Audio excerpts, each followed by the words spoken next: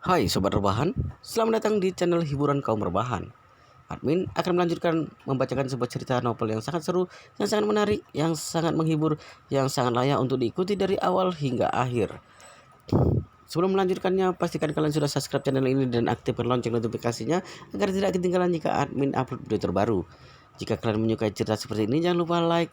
Jika berkenan, share juga ke teman-teman kalian agar teman-teman kalian juga akan mendapatkan informasi hiburan di channel ini. Baik, kita lanjutkan di part ke 183 bertepatan dengan bab 864. Jika dia tidak mau mengakuinya, bukankah dia akan ditertawakan oleh teman-temannya? Tapi dia tidak bersedia memberikan mobil yang baru dibeli ini kepada panti asuhan.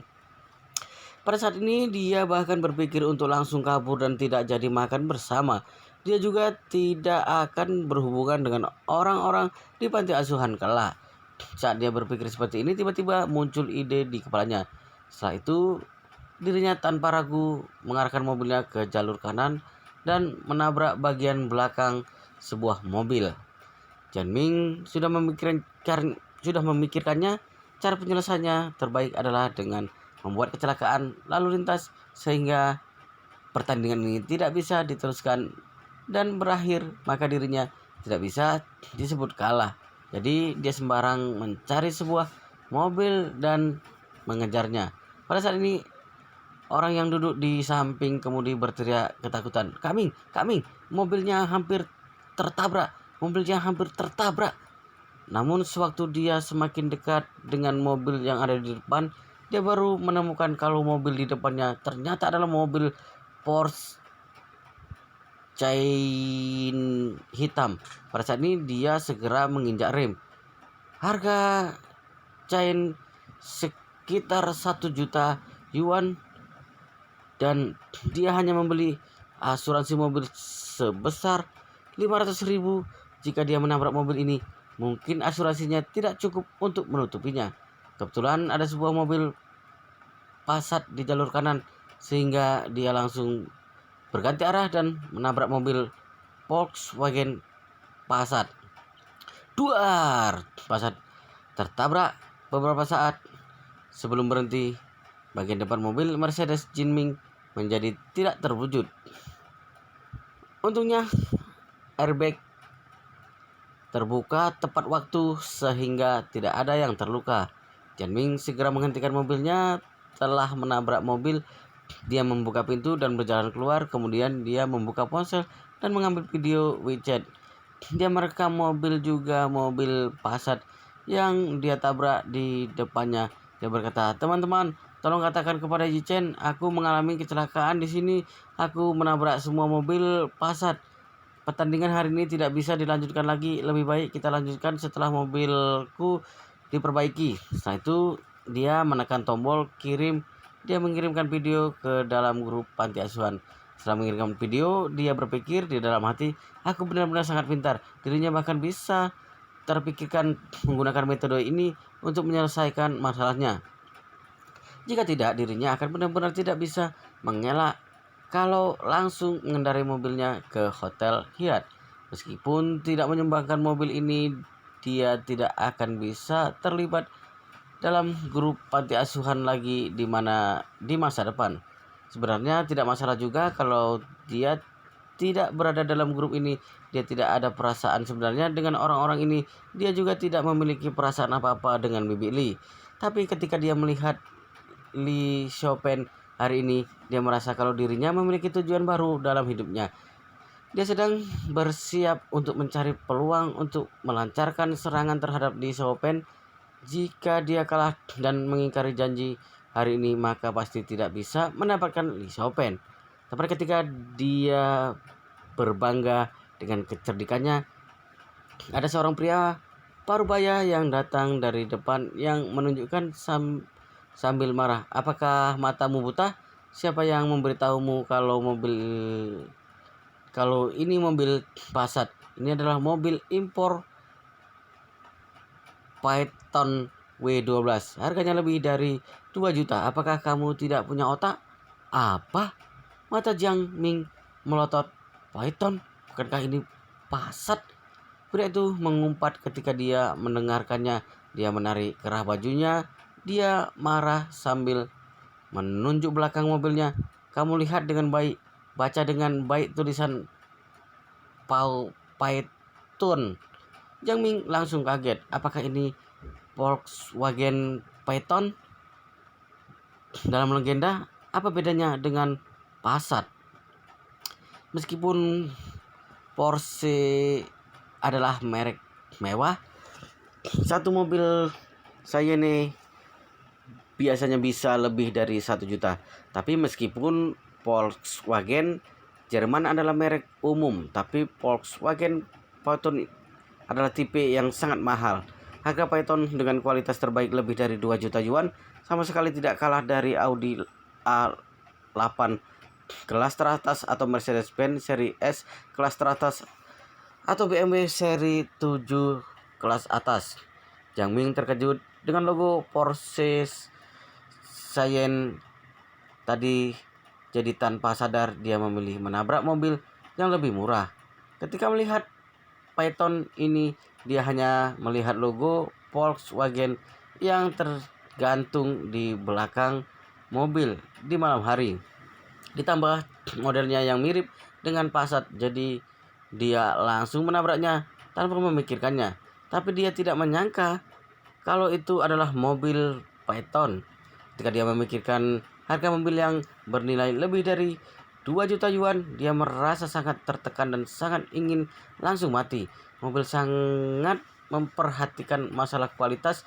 Dengan kata lain, jika bagian mobil dibongkar maka harganya bisa 2-3 kali lipat dari harga asli mobil. Tabrakan di belakang mobil barusan mengenai 2 lampu belakang, bagasi juga pembatas anti tabrakan juga rusak.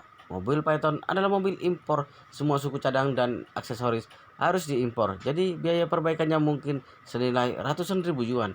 Selain itu, Mercedes miliknya juga rusak parah. Mercedes-Benz merupakan merek mobil yang harga suku cadangnya sangat mahal. Untuk mobil Mercedes-Benz kelas E yang harganya 500 ribu, jika dibongkar di toko otomotif maka harganya bisa mencapai 1 juta lebih. 2 lampu depan otomatis sudah seharga lebih dari 60 ribu. Ditambah koper depan, tangki air, radiator dan penahan tabrakan yang semuanya bermasalah. Airbag juga pecah 2. Jika mobilnya ini dimasukkan ke dalam asuransi, setidaknya harus diperbaiki sekitar 200 ribu yuan. Jika yang ditabrak benar-benar mobil Passat, maka totalnya kerusakannya mobil itu pasti tidak akan lebih dari 500 ribu. Jika seperti itu, maka semua uang akan dibayar oleh pihak asuransi sehingga dirinya tidak perlu khawatir tentang apapun. Tapi dirinya benar-benar buta dan menabrak sebuah Python. Jika dihitung, kerusakan kedua mobil mungkin saja mendekati 1 juta yuan. Pihak asuransi hanya bisa membayar 500 ribu, maka sisanya harus dibayar sendiri. Dia tiba-tiba merasa sangat putus asa. Dia melihat pria parubaya itu dengan wajah sedih. Kakak, kamu mengendarai mobil seperti ini, bukankah kamu mau memeras orang? Aku memeras orang? Pria itu sangat marah lalu mengangkat tangan dan menamparnya dan dia memakinya dengan marah. Kamu menabrak mobilku, semua itu salahmu. Kamu bahkan mengatakan kalau aku memeras orang. Apakah kamu percaya kalau aku bisa menelpon orang untuk mencincangmu? Jiang Ming memegang wajahnya tanpa sadar, mundur dan bertanya, kenapa kamu memukul orang? Apakah aku tidak boleh memukulmu? Supir Python bertanya dengan dingin. Apakah kamu tahu siapa aku? Aku tidak tahu. Jiang Ming menggelengkan kepalanya dengan takut. Pengemudi itu menarik kerah baju Jiang Ming dan menarik Jiang Ming ke arahnya. Dia berkata marah kepadanya, kamu lihat dengan baik, namaku Ma Zongliang. Apakah kamu pernah mendengar namaku? Wajah Jiang Ming langsung terlihat pucat ketika dia mendengar ini. Tentu saja dia pernah mendengar nama besar Ma Zongliang. Ada 4 raja besar di bawah Tuan Hongwu. Semuanya adalah bawahan Tuan Hongwu yang sangat kuat. 4 raja besar ada di Jinling yang merupakan toko besar di setiap kota. Salah satu yang paling terkenal adalah Ma Zongliang. Orang-orang memanggilnya Kak Liang. Bagaimanapun, Jiang Ming tidak pernah menyangka kalau dirinya demi menghindari Porsche Sayen dia bertemu dengan Patoma Zongliang. Dia sangat menyesal sekarang jika dia tahu masalahnya akan seperti ini. Dirinya akan langsung menabrak Porsche Sayen itu. Tidak, jika tidak tahu masalahnya akan seperti ini, dirinya tidak akan bertarung mobil siapa yang paling cepat dengan Yi Chen. Benar, semuanya salah bajingan Yi Chen. Dia bahkan berani menjebaknya. Ternyata BMW 520 miliknya sangat kuat. Mobilnya jelas telah dimodifikasi. Jika dia tidak menjebaknya, kenapa dirinya akan membuat keputusan ini? Ketika memikirkan ini, Jiang Ming benar-benar membenci Yi Chen. Ma Zongliang melihat bocah ini sudah pucat karena ketakutan. Dia menengus dingin. Sana, pergi, ambil dan perlihatkan SIM dan KTP kamu. Jiang Ming tidak berani melawan. Dia segera kembali ke mobil untuk mengambil semua dokumen itu. Kemudian memberikan dengan hormat kepada Ma Zongliang. Setelah Ma Zongliang melihat semua dokumen itu, dia langsung memasukkan semua dokumen ke dalam sakunya. Kemudian dia berkata dingin kepada Jiang Ming, "Namamu Jiang Ming, bukan? Aku telah lama terjun di dunia persilatan dan aku benar-benar tidak ingin mempermasalahkan dengan bocah sepertimu. Aku baru membeli mobil ini tidak sampai 1 bulan, tapi kamu sudah menabrakkan seperti ini. Meskipun kamu memperbaikinya untukku, tapi mobil ini sudah cacat. Bukan mobil yang baru aku beli itu lagi." Ketika memikirkan ini, Ma Zongliang berkata dengan tajam, "Jadi solusi yang aku berikan padamu sangat sederhana. Mulai sekarang, Oton ini akan menjadi milikmu." Jiang Ming langsung tercengang ketika dia mendengarnya. Dia tidak mengerti kenapa Ma Zongliang berkata seperti itu. Apakah dia memberikan Oton padanya? Tidak mungkin. Pada saat ini wajah Ma Zongliang terlihat dingin. "Mobil ini akan menjadi milikmu. Kamu belikan yang baru untukku. Mobil baru dengan konfigurasi yang sama persis sehingga aku tidak akan mempersalahkan kejadian ini lagi. Kamu sangat beruntung karena temperamenku sudah lebih baik sekarang. Jika tidak, aku pasti akan mematahkan kakimu karena kamu menabrak mobilku." Setelah Jiang Ming mendengar kata-kata Ma Zongliang, Jiang Ming langsung berlutut dan putus asa di jalan. Dia menyuruhnya menggantinya dengan mobil baru, tapi ini adalah mobil seharga 2 juta lebih. Dari mana dia mendapatkan begitu banyak uang? Selain itu, apa gunanya dia memberikan mobil ini kepadanya? Butuh beberapa ratus ribu untuk memperbaiki mobil ini. Setelah diperbaiki dan dijual, dirinya harus rugi beberapa ratus ribu. Selain itu, dia harus menggunakan ratusan ribu untuk mobilnya sendiri. Ini masih belum menghitung kerusakan pada mobilnya. Perusahaan asuransi hanya dapat menanggung 500 ribu. Total kerugian dirinya diperkirakan melebihi 1 juta. Jiang Ming hampir pingsan pada saat ini karena dia membeli Mercedes-Benz ini dengan mencicilnya setiap bulan. Harus membayar 10 ribu lebih selama 3 tahun. Dia sudah memakai semua uangnya untuk membayar uang muka. Selain itu, gaji bulanannya hanya 20 ribu yuan lebih saja. Bagaimana dirinya bisa menanggung kerugian seharga 1 juta lebih? Ketika memikirkan ini, Jiang Ming menangis dan berkata kepada Ma Zongliang, "Kak Liang, semua yang terjadi ini adalah salahku. Aku mengaku salah, tapi aku tidak punya uang dan tidak mampu membeli mobil semahal ini." "Aku tidak peduli," Ma Zongliang berkata dengan marah. "Kamu menabrak mobilku, maka harus membayar ganti rugi yang puas untukku. Kamu tidak punya uang, pikirkan cara. Kalau tidak punya uang, aku memberimu waktu paling lama 1 minggu. Jika dalam 1 minggu aku tidak melihat mobil baru Python, aku akan menyuruh orang memotongmu." Setelah itu Ma Zongliang berkata lagi, "Aku masih ada urusan. Mobilku ini menjadi milikmu sekarang. Kamu hanya punya waktu 1 minggu. Jika kamu tidak bisa menyelesaikan masalah ini, aku akan memotongmu. Jika kamu berani kabur, maka aku akan membunuhmu." Seluruh tubuh Jiang Ming gemetaran karena kaget. Dia tidak tahu harus berbuat apa saat ini. Ma Zongliang malas berbicara, omong kosong dengannya. Dia kembali ke Python untuk mengambil barang pribadinya. Setelah itu langsung melemparkan kunci mobil kepada Jiang Ming. Mobil ini masih ada satu kunci cadangannya. Aku akan menyerahkannya padamu sewaktu kamu menyerahkan mobil padaku. Kamu jangan khawatir, meskipun aku bergerak di dunia bawah tanah, tapi aku tidak pernah menindas orang. Aku akan mengambil barang yang menjadi milikku. Aku tidak akan mengambil barang yang bukan milikku. Orang-orang yang seperti kami sangat memperhatikan cara kerja. Tapi kamu bersikap sembarangan, maka jangan salahkan aku bersikap kejam. Setelah itu dia melambaikan tangan untuk memanggil sebuah taksi dan langsung pergi. Beberapa teman Jiang Ming tercengang melihatnya. Semua orang menahan napas mereka. Ma Zongliang ini benar-benar ketua bawah tanah. Cara kerjanya sangat tegas dan santai. Dia meninggalkan mobil seharga 2 juta begitu saja. Cara kerja ini benar-benar keren. Namun pada saat ini Jiang Ming yang berlutut di jalan sudah menangis dengan sedih.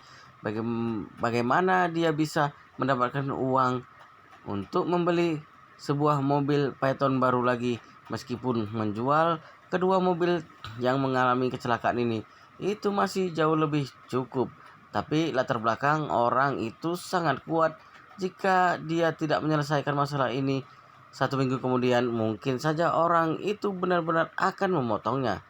Jiang Ming sama sekali tidak tahu harus melakukan apa.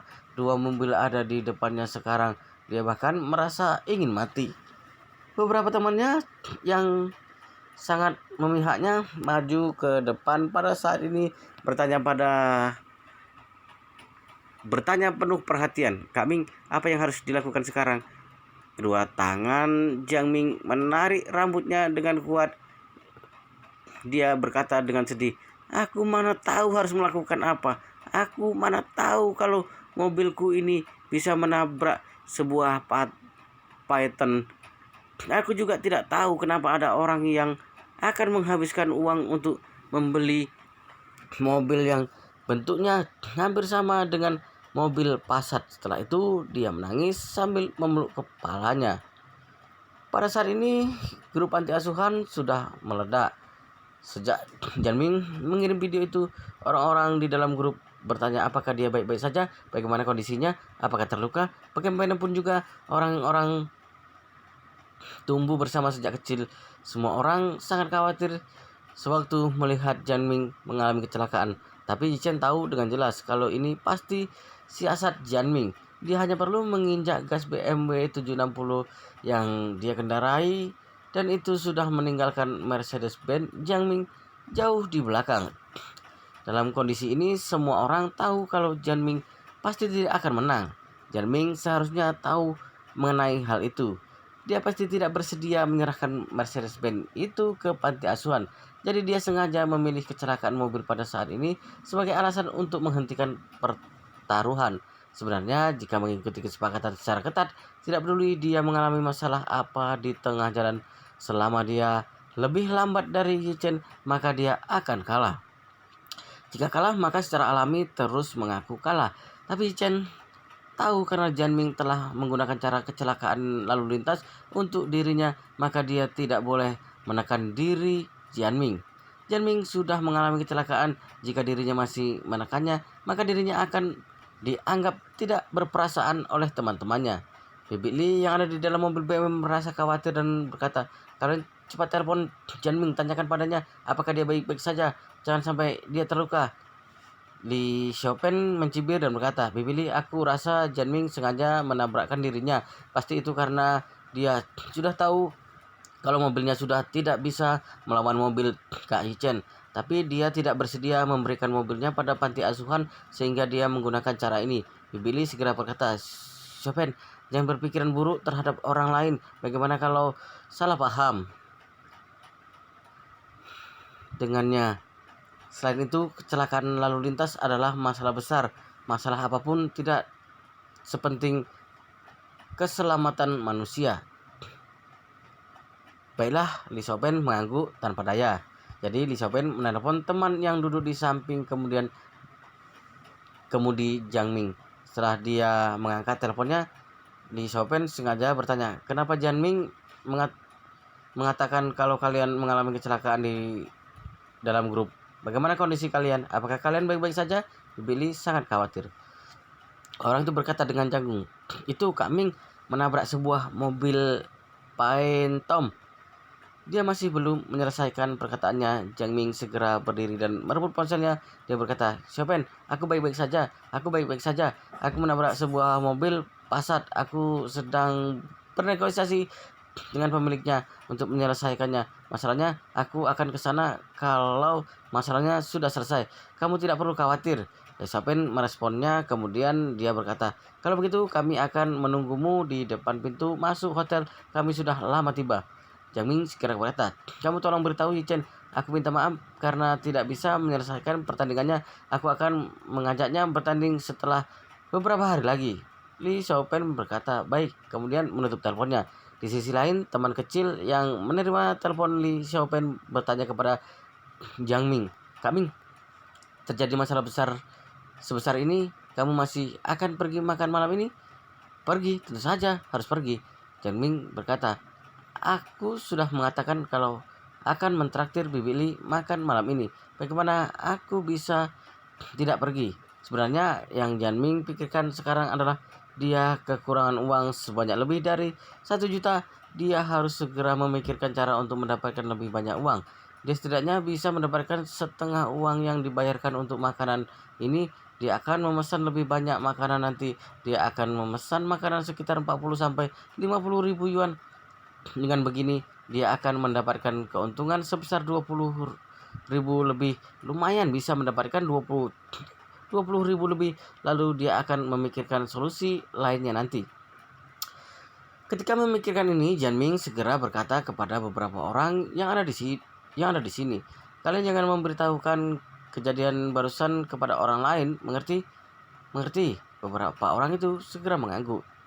Jiang Ming berkata dengan wajah suram, airbag mobilku sudah meledak, seharusnya tidak bisa dikemudikan lagi. Kalian bantu aku dorong mobilnya ke samping, lalu kita akan pakai mobil Phantom ini ke sana karena hanya bagian belakang mobil ini yang tertabrak. Seharusnya masih bisa dipakai. Baik. Jiang Ming mengendarai Phantom ke hotel. Beberapa temannya kaget dengan mobil mewah Phaeton. Orang yang duduk di belakang berkata, gila, mobil Phaeton ini benar-benar mewah, sangat nyaman duduk di dalamnya. Tiba-tiba terasa seperti orang kaya. Jiang Ming merasa lebih tidak nyaman sewaktu dia mendengarnya. Selain berbicara apa dia benar-benar. Beberapa menit kemudian, Jiang Ming yang hatinya sedang kesal tiba di Hotel Hyatt dengan mengendarai mobil Phaeton Ma Zhongliang. Dia tidak berani membawa mobilnya ke depan pintu hotel, tapi dia memarkirkannya di tempat parkir yang sepi, lalu berjalan menghampiri orang lain. Pada saat ini, Yi Chen dan teman-teman lainnya sudah menunggu di depan pintu gerbang Hotel Hyatt. Ketika melihat Jiang Ming datang, orang-orang segera maju untuk menanyakan kecelakaan itu. Meskipun hati Jiang Ming merasa sangat kesal, tapi dia pura-pura tidak masalah dengan berkata, tidak apa-apa, hanya menabrak bagian belakang saja. Pihak asuransi bisa membereskannya. Semua orang baru bisa bernapas lega sekarang. Yichen melihat Jiang Ming dengan penasaran. Dia berkata sambil tersenyum, Jiang Ming, kamu menabrak mobil tepat waktu. Jaraknya hanya sekitar 2-3 km. Padahal hasil menang kalah bisa segera diputuskan. Kenapa kamu bisa kebetulan sekali menabrak belakang mobil? Wow, ceritanya sangat seru sekali guys. Tapi sepertinya untuk part ini sampai di sini dulu. Kita akan lanjutkan di part berikutnya di video selanjutnya. Pastikan kalian sudah subscribe channel ini dan aktifkan lonceng notifikasinya agar tidak ketinggalan jika admin upload video terbaru. Jika kalian menyukai video seperti ini, cerita seperti ini, jangan lupa like. Jika berkenan, share juga ke teman-teman kalian agar teman-teman kalian juga mendapatkan informasi hiburan di channel ini. Oke, kita lanjutkan di part berikutnya di video selanjutnya.